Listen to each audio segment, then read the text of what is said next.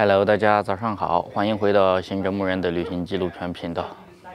哇，这客栈的灯，把我的这个脸照得很诡异。现在在埃及的南部城市阿斯万，今天呢从这里去往它最南部的有一个神庙，叫阿布辛贝。大家都知道呢，在古埃及呢有非常多的这个神庙。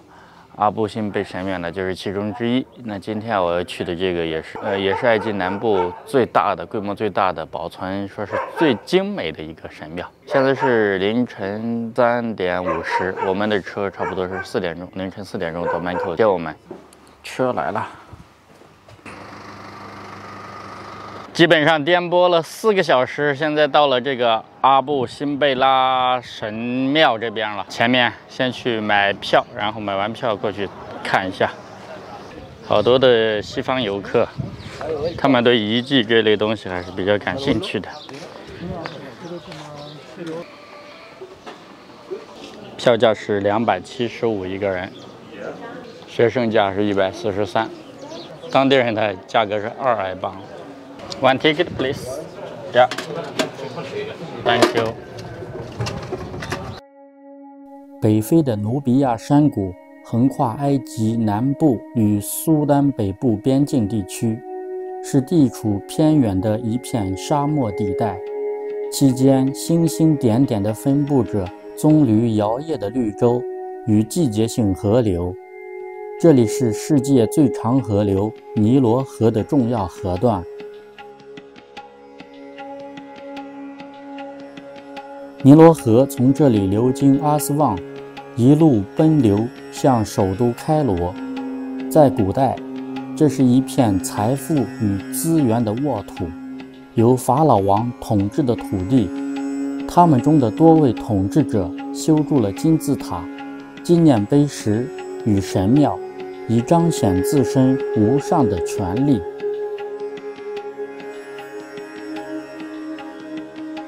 阿布辛贝神殿兴建于公元前13世纪，相当于中国的商朝时期，由古埃及最著名的法老王拉美西斯2世所兴建，用于宣示国威与巩固埃及宗教地位。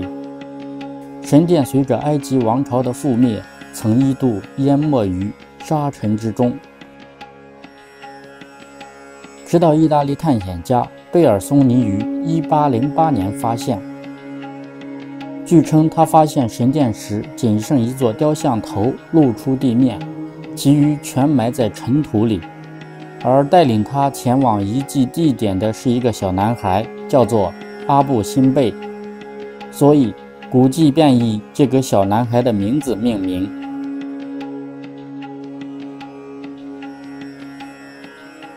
1960年，埃及计划建造阿斯旺水坝来控制尼罗河泛滥。水坝完成后，阿布辛贝神殿与附近的努比亚遗迹将会被淹没在水里。因此，埃及与苏丹政府请求联合国协助拯救河谷的遗迹。随着国际救援与资源的涌入，启动了文物古迹的迁移拯救计划。专家们花费了整整4年的时间，将阿布辛贝神殿切割整体迁移至高出河床水位60余米的后山上，完整的还原在了现在所在的位置。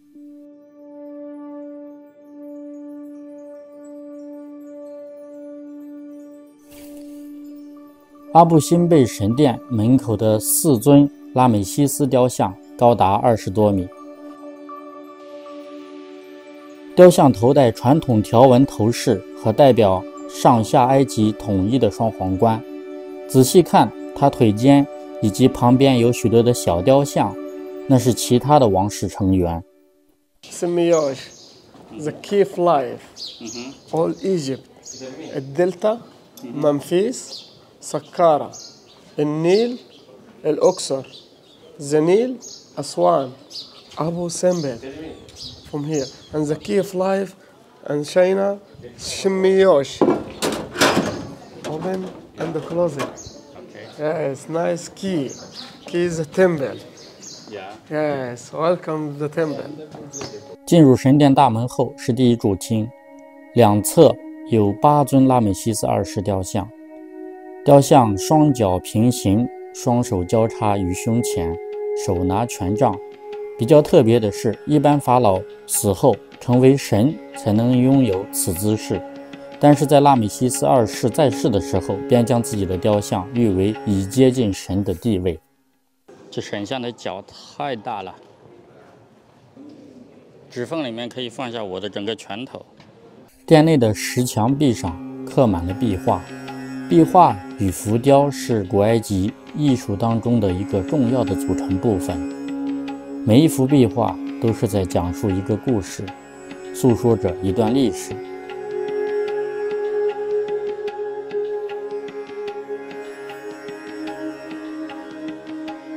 在内厅的尽头有座圣坛，供奉着4座石像，从左至右分别是冥界之神普拉赫、太阳神阿蒙、神格化的拉美西斯二世、老鹰神哈拉赫提。圣坛距离神庙大门67米，正是拉美西斯二世在位的年数。3300多年前，神庙的设计者巧妙地运用了天文学、星象学、地理学、数学以及物理学，让尼罗河东岸初升太阳的第一缕阳光在每年的2月21日，这一天也是拉美西斯二世的诞辰日，于10月21日，这一日是拉美西斯二世的登基日。在这2天同时照耀神殿大门，再穿越67米照耀到神庙尽头的圣坛，照亮了3尊石像，而最左边的黑暗之神永远得不到眷顾，这便是称诸于世的太阳节奇观。而令人惋惜的是，神庙迁址后，纵然联合国教科文组织纠集多名国际一流的科研人员，运用最先进的科技手段，却未能还原太阳节之愿。不但太阳节的时辰错后了1天，照射角度也没有那么精准了，向左偏移了半个石像。在巨型的阿布辛贝神庙旁边，还有一座规模稍小的神庙，这是拉美西斯二世为心爱的王后奈菲尔塔而修建的神庙。拉美西斯二世作为埃及帝国的领导人，其在位期间在政治、军事等各个领域都取得了辉煌的成就。但自古帝王爱美人，拉美西斯再怎么雄才大略，自封为神，却还是难过美人关。据说他虽没有如同中国帝王后宫佳丽3000，但也是妻妾成群。而王后奈菲尔塔是他的最爱，所以奈菲尔塔神庙就是他专门修建给自己的爱妻的。左手持杖，右手持钥匙。古埃及人相信，死者的名字若在死后被后人反复念起，便可以得以复活。